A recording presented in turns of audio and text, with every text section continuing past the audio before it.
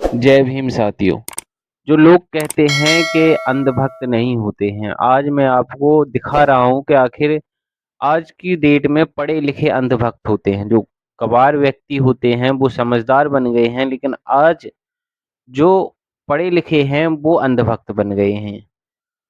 दरअसल बात ये है कि अनिरुद्धाचार्य जी महाराज के पास एक व्यक्ति पहुंचता है और वो कहता है कि महाराज जी, मेरे बच्चे नहीं ठहरते हैं, यानी कि बच्चे होते नहीं हैं, मतलब गर्भ में ही खत्म हो जाते हैं या फिर होने के बाद खत्म हो जाते हैं।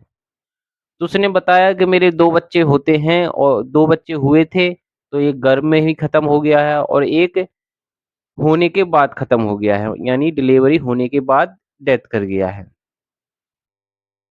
तो पहले आप ज़रा इसकी ये वीडियो देखिए, फिर मैं उसके बाद में आपको बताता हूँ कि आखिर इतने बड़े अंधभक्त आखिर हो कैसे सकते हैं, यानी कि इतने बेवकूफ़ आदमी इस दुनिया में हो कैसे सकते हैं।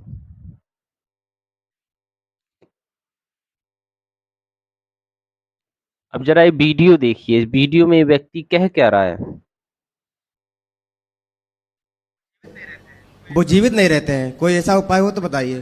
प्रभु जी, 2 बच्चे हमारे हुए, वो जीवित नहीं रहते। गांव वाले मोहल्ले वाले हंसी बनाते हैं। तो कोई ऐसा समाधान बताइए जिससे हमारा समाधान हो सके। तो कितने टाइम बाद बच्चे चले जाते हैं?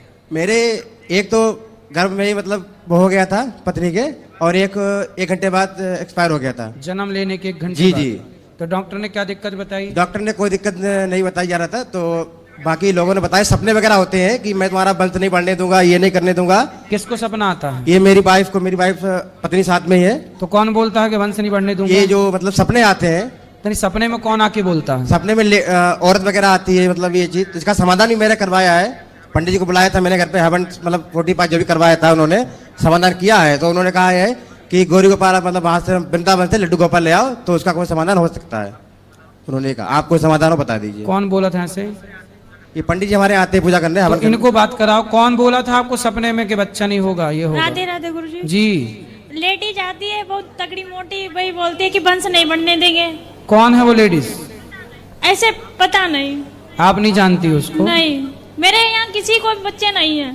मेरी ननद है, उनको भी नहीं है। आप खुद के घर में रहती हो किराए से? खुद के। तो घर का कोई देखो, देखो, पितृदोष के कारण ये सब होता है।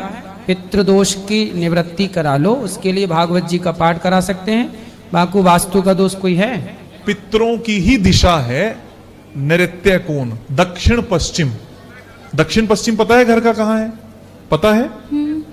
उसमें शौचालय या रसोई घर होने से, मुख्य रूप से शौचालय होने से ये जो आप समस्या कह रही है ये आती है। ये आपको जाते ही देखना है।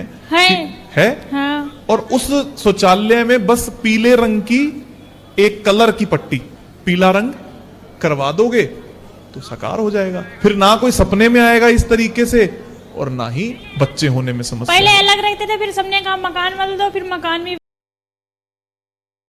वाह भाई महाराज जी, मजा आ गया। और ये जो व्यक्ति जो पूछ रहा है, इसकी बातें सुन के तो मुझे और भी मजा आ रहा है। ये कह रहा है कि हमारे बच्चे नहीं होते हैं और अगर होते हैं तो वो खत्म हो जाते हैं। और इसकी पत्नी कह रही है कि सपने में मुझे एक लेडीज आती है और वो लेडीज कहती है कि हम तुम्हारा वंश नहीं बढ़ने देंगे। मतलब ऐसी बातें अजीब सुन के ना मुझे ऐसे लोगों पे हंसी आती है कि आखिर भगवान ने तुम्हें दिमाग दिया है इस्तेमाल करने के लिए, और तुम जा रहे हो, आखिर तुम इस दिमाग का इस्तेमाल कर क्या रहे हो? बाबाओं के पास जा रहे हो। जो ये व्यक्ति कह रहा है कि मेरी पत्नी के बच्चा नहीं ठहरता है या फिर होते हैं तो वो खत्म हो जाते हैं, और इसकी पत्नी कह रही है कि मेरे सपने में एक लेडीज आती है मोटी सी और वो कहती है कि हम तुम्हारा वंश नहीं बढ़ने देंगे। तो मैं इन लोगों की मानसिकता ये देख रहा हूँ कि एक बाबा के पास आ गए, लेकिन ये हॉस्पिटल नहीं गए, डॉक्टर से ने सलाह नहीं ली कि आखिर हमारे बच्चे हो क्यों नहीं रहे हैं, कि आखिर हमारे बच्चों को क्या हो रहा है। और बाबा जी ने भी क्या उपाय बताया है।